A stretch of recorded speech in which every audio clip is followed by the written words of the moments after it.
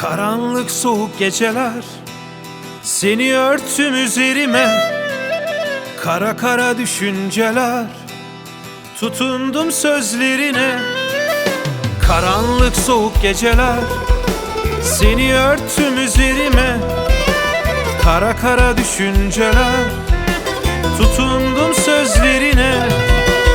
Issız kaldı odam, ruhumu kapladı gam.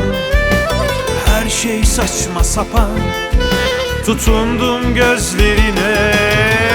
Issız kaldı odam, ruhumu kapladı gam. Her şey saçma sapan, tutundum gözlerine. Daldım yine derine, kaldım yine eline. Gönlüm coşa coşa döndüm, koşa koşa geldim yine evine. Gönlüm coşa coşa öldüm, koşa koşa geldim yine evine.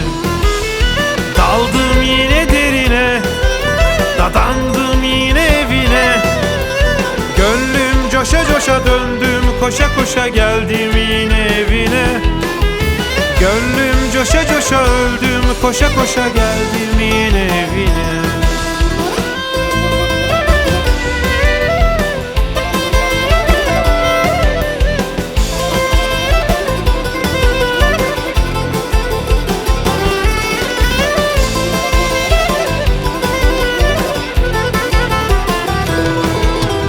Issız kaldı odam, ruhumu kapladı gam. Her şey saçma sapan, tutundum gözlerine.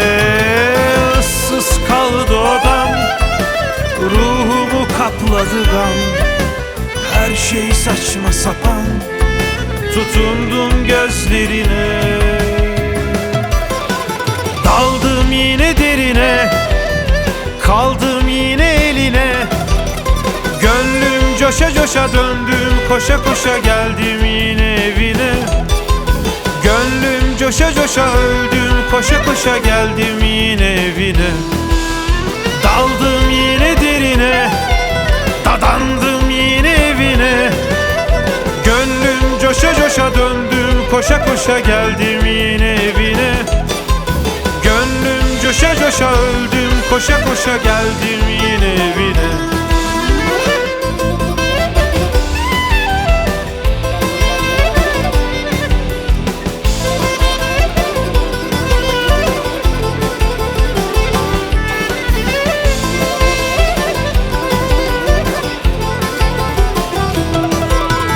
Daldım yine derine, kaldım yine eline.